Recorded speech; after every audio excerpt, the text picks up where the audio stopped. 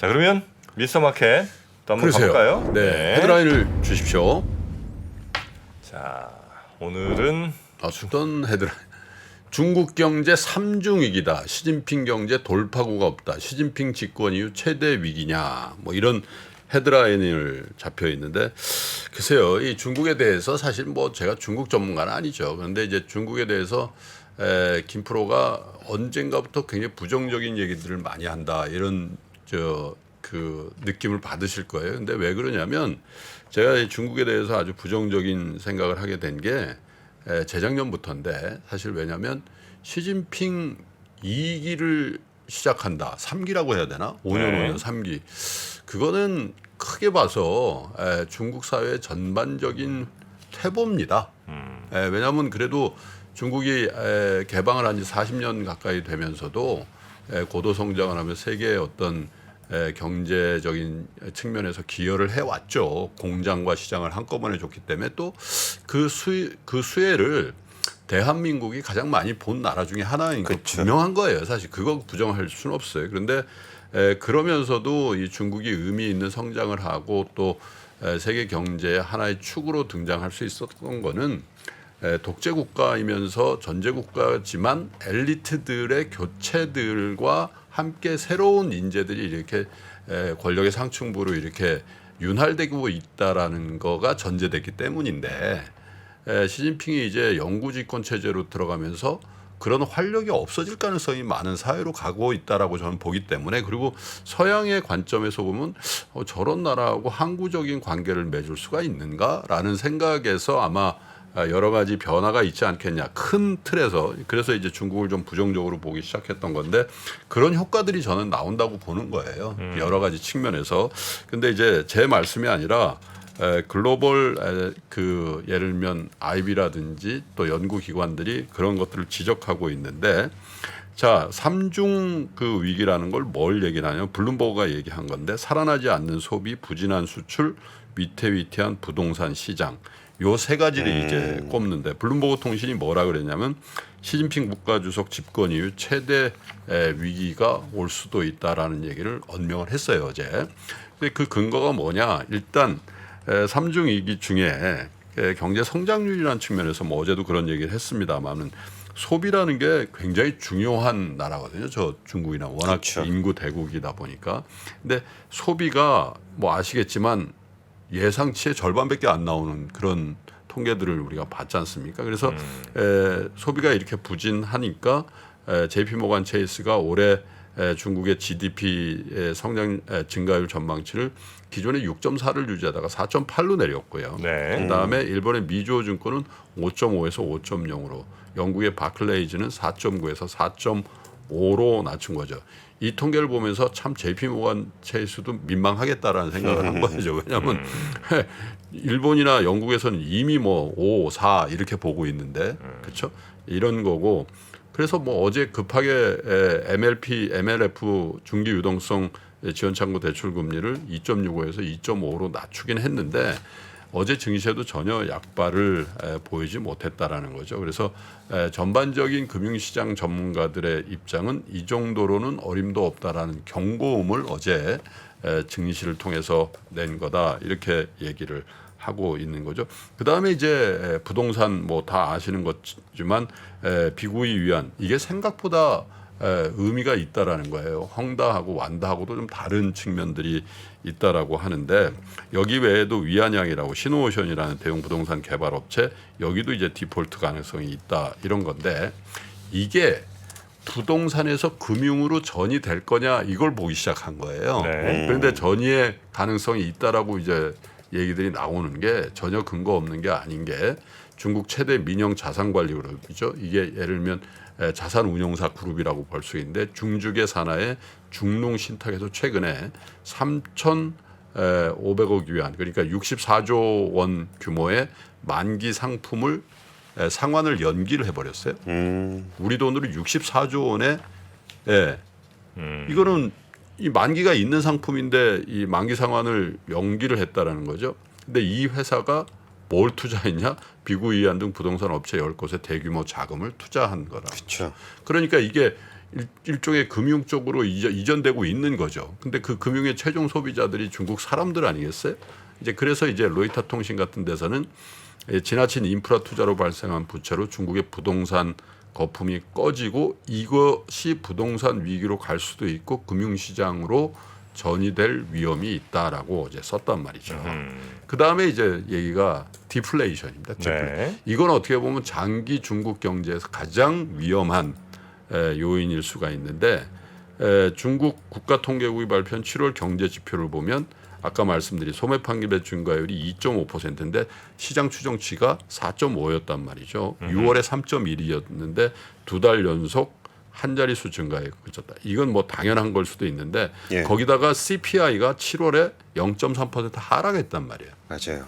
CPI가 하락하면서 소비가 준다? 이거 우리가 그런 걸 통상 뭐라 그러죠?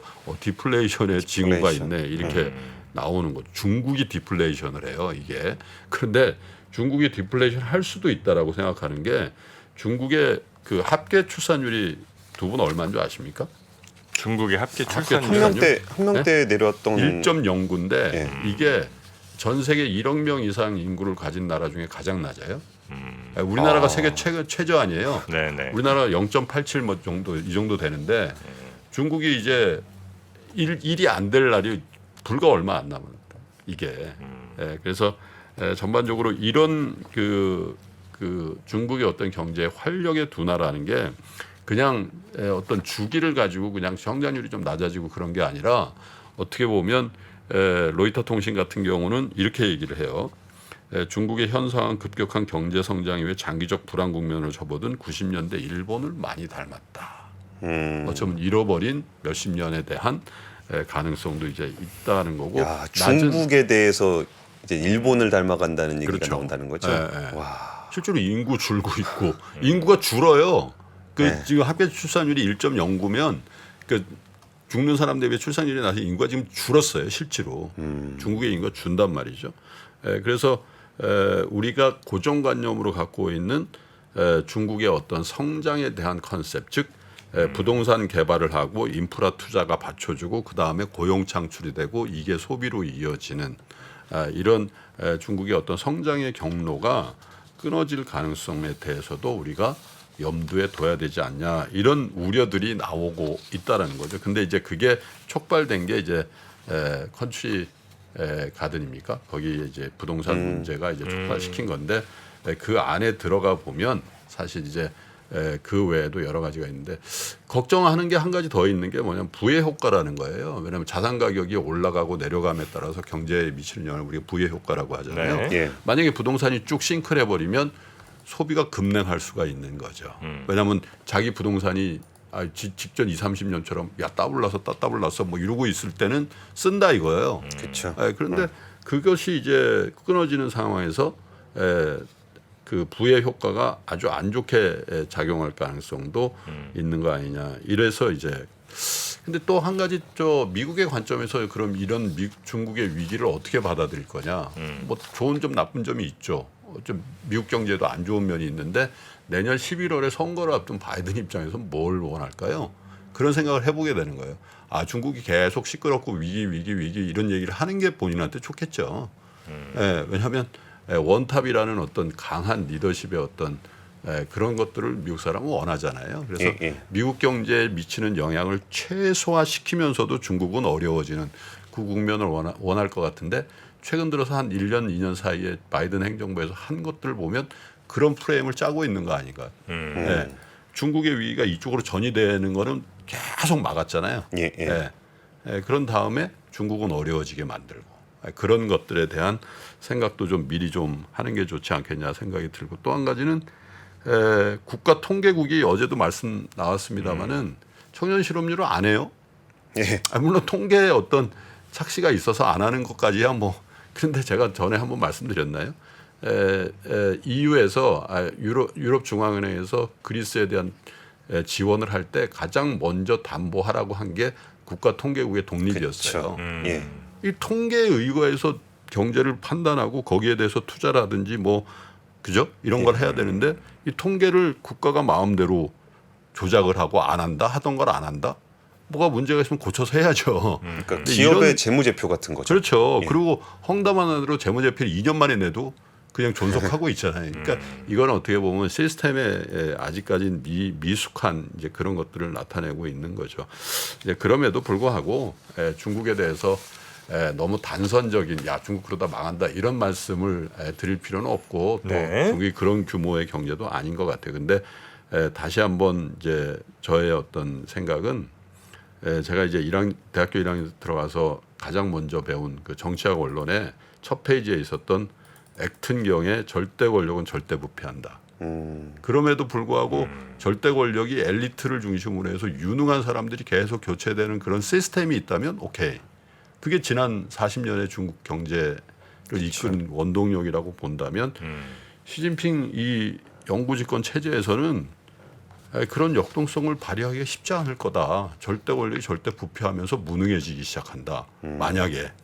그러면 중국에 대해서 무슨 기대를 할 수 있을까 이런 생각을 하면서 걱정이 되는 게 아유 우리는 경제적으로 사실 중국에 대해서 굉장히 의존적이기 때문에 사실 우리 경제 어제도 사실 항생이나 저 상하이보다 우리 주식이 더 많이 빠졌잖아요. 그렇죠. 그런 부분들에 대해서 조금 걱정스러운 마음을 가지고 중국을 바라봐야 되는 게 조금 안타까운 입장인 것 같습니다. 네. 어제 롯데케미칼이 중국 화학 합작 공장 하나 지분 다 전량 매각했습니다. 매각. 예. 아, 털고 나왔다는 거예요? 예. 쉽지 않다는 거죠 중국 경기가. 네네. 예. 그런 회사들이 여럿 있었죠. 중국에서 뭐 할래다가 잘 안 돼서 그냥 털고 아니, 나왔. 상당히 많다니까. 네. 이마트도 그렇고 뭐. 자, 하여튼 뭐 중국 상황들 잘 한번 살펴보시기 바라겠습니다. 네. 자, 그러면 뉴스3 그리고 미스터마켓 요 정도로 정리하고요. 우리 박병창 이사님 또 모실 시간이 된 것 같습니다. 자, 우리 권순우 팀장님 내일 다시 봬요. 고맙습니다. 예, 감사합니다. 감사합니다. 외환위기 오는 거 아니에요? 금융위기 오는 거 아니에요? 이런 질문들을 좀 굉장히 많이 받았었습니다. 탐욕이 되게 강했을 때 위험자산으로서의 극단적인 쏠림이 나타나고 공포감이 극에 달했을 때 안전자산으로서의 극단적인 쏠림이 나타나거든요. 과거의 일이 미래에 똑같이 일어난다 이건 아니지만 그때 당시에 위기 상황에서는 어떤 공통점들이 있었는지를 보면서 우리가 대비를 하는 방법도 고민해 볼 수 있고요. 과거를 제대로 이해하는 순간 위기의 실체가 드러납니다. 오건영의 현실 경제 이야기를 서점에서 만나보세요.